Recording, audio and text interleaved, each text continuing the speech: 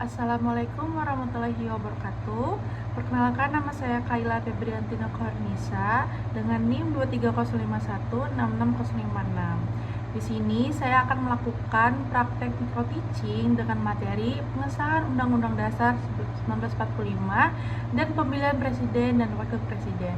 Selamat menyaksikan. Assalamualaikum warahmatullahi wabarakatuh. Selamat siang semua. Oke, gimana nih kabar hari ini? Apakah masih semangat belajar sejarah?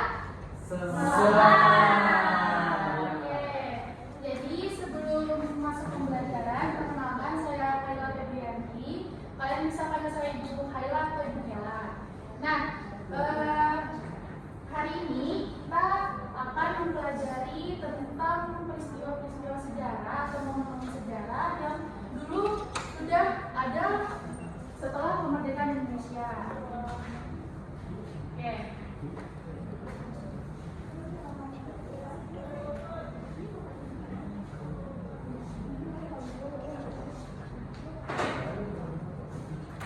Hari ini sebelum masuk ke pembelajaran, saya mau nanya dulu nih ke teman-teman semua.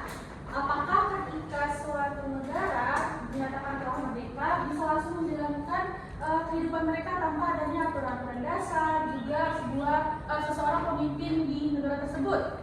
Tidak bisa. Ya, tidak bisa. Kenapa tidak bisa? Karena ketika suatu negara itu sudah dinyatakan merdeka, yang harus mereka lakukan langsung itu adalah membuat sebuah aturan-aturan dasar ataupun memilih seorang pemimpin.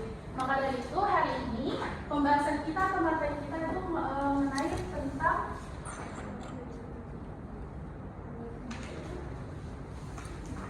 pengesahan Undang-Undang Dasar 1945 dan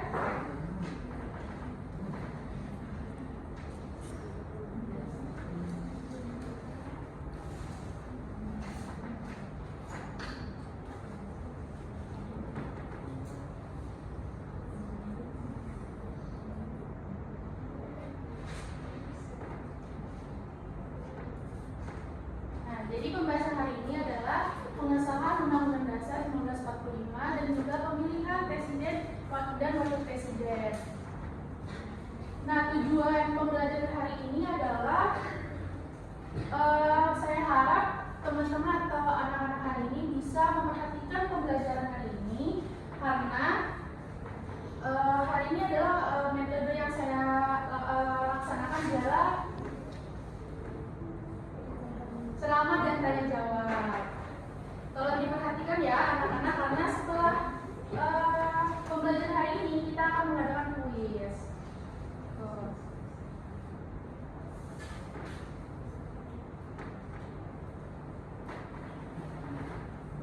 Oke, langsung aja masuk ke materi. Jadi setelah Indonesia dinyatakan merdeka pada tanggal 17 Agustus 1945,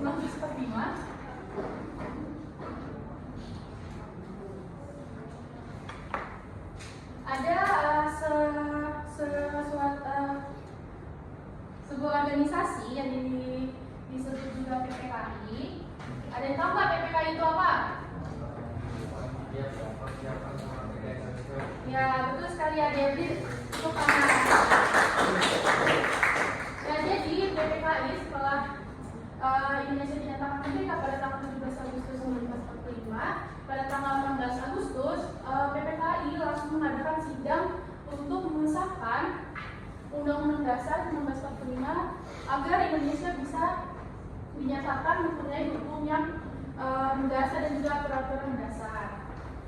Di sidang ini pun tidak hanya membahas pengesahan saja, tapi juga membahas mengenai pemilihan presiden dan wakil presiden.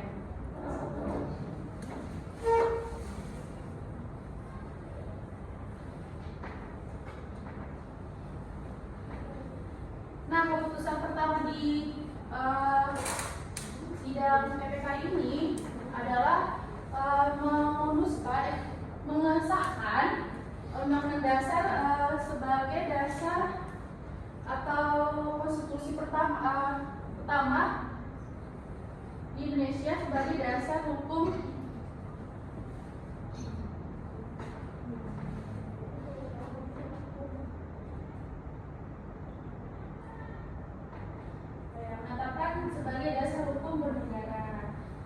yang tahu nggak konstitusi itu apa?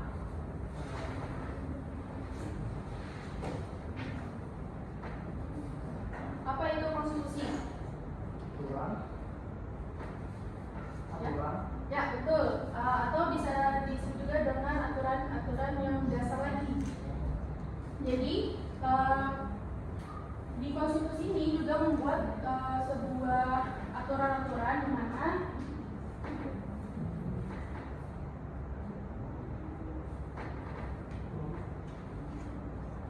mengatur banyak hal. Yang pertama adanya bentuk dan membentuk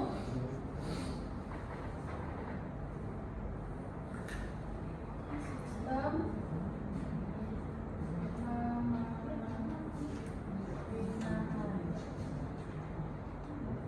lalu yang kedua ada pembagian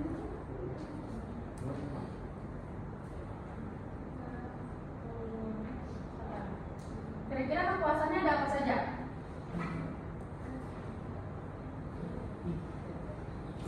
Betul, apa aja tuh deh? Bisa dituliskan ke depan?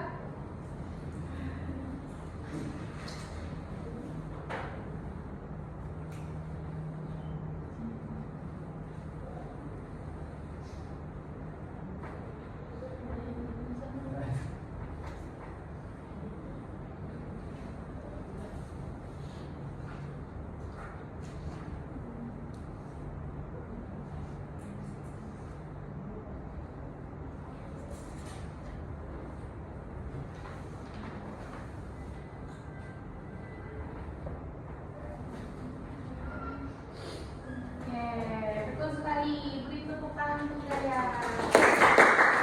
Jadi konstitusi ini juga membagi kekuasaan, yaitu ada yang pertama yudikatif, legislatif dan juga eksekutif. Lalu setelah disahkannya Undang-Undang Dasar 1945,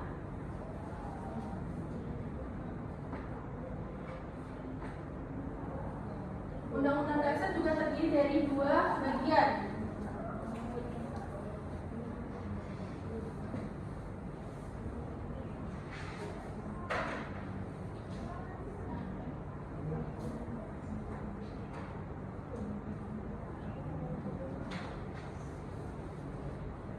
Yang pertama ada pembukaan, lalu yang kedua ada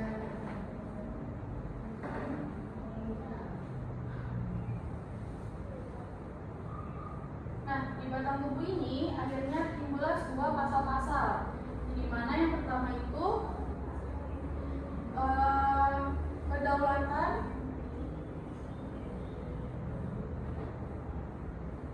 untuk rakyat,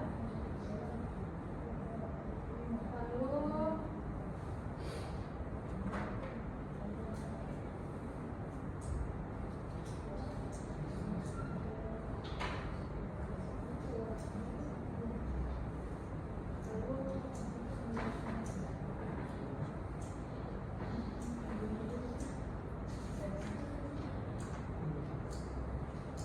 sistem pemerintahan,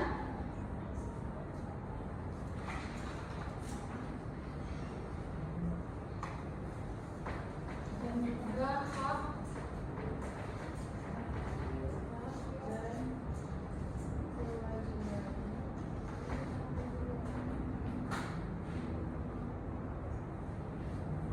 Nah, sampai sini apakah ada yang ingin ditanyakan? Ya, boleh Sophie? Kenapa pengesahan itu penting? Oke, kenapa pengesahan undang-undang itu penting untuk Indonesia? Jadi, kenapa penting? Karena ketika suatu negara itu tidak memiliki aturan, maka negara-negara tersebut akan kebingungan gitu. Tidak ada aturan, tidak ada pemerintahan, maka Indonesia mengesahkan Undang-Undang Dasar sebagai pedoman untuk masyarakatnya. Gimana Sophie? Sudah paham. Oke, kalau tidak ada lagi kita lanjut ke materi selanjutnya.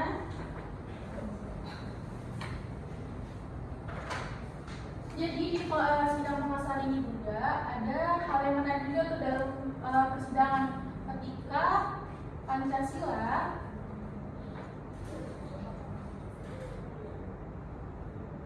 pertama. Yang kita tahu Pancasila pertama itu apa? Jadi dulu Pancasila kita tuh sebelumnya bukan ketuhanan Maha Esa, tapi ketuhanan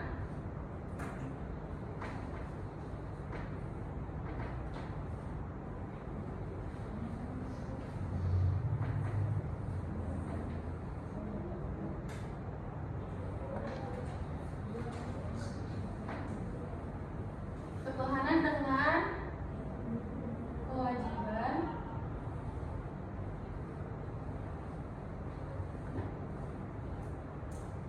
syariat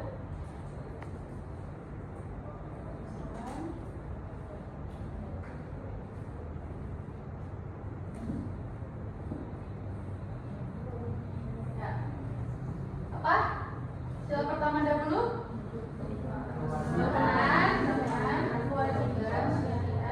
Bagi pemilihnya. Nah, alasan kenapa diminta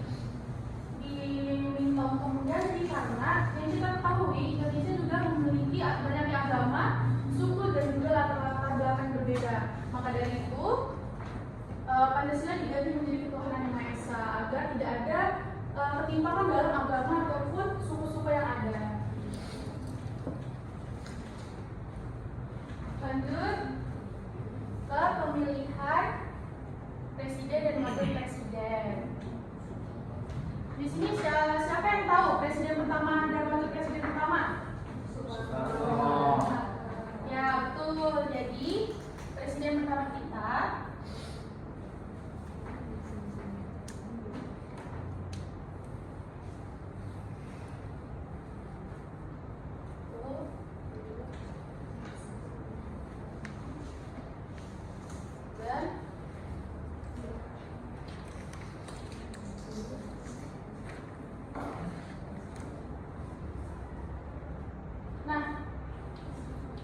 di sini juga sudah merasakan adanya pemilu kan? Karena sudah di atas 17 tahun pastinya. Nah, gimana dulu waktu pemilihan presiden yang sekarang? Dicoblos? Oke, tadi sudah ngeliatin semua ya. Jadi dahulu waktu presiden pertama dipilih itu tidak ada pencoblosan.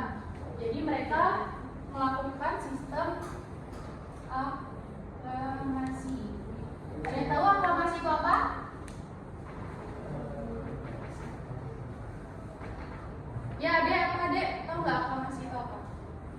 Itu tanpa adanya lobby, tanpa ada lawan dipilih langsung di tempat. Ya, betul. Beri tepuk tangan untuk Dek. Atau secara singkatnya saja, aklamasi itu adalah pemungutan suara tanpa ada pemungutan suara. Jadi langsung dipilih dan juga langsung ditanyakan setuju atau tidak setuju pada saat itu. Nah, siapakah orang yang mensarankan gitu, yang mengajukan nama Soekarno dan Muhammad Hatta? Ada yang tahu? Oke, jika tidak ada yang tahu, jadi yang menyarankan Soekarno dan Hatta itu adalah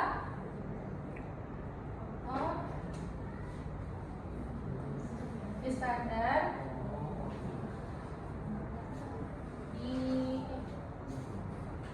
Dinata. Jadi yang menyarankan nama Soekarno dan Muhammad itu adalah Otto Iskandar Dinata. Sampai di sini, apakah teman-teman paham? Paham.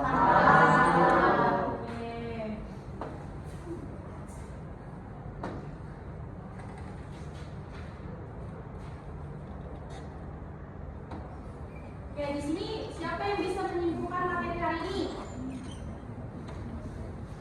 Ada yang bisa? Mungkin Dayat dapat simpulkan materi hari ini?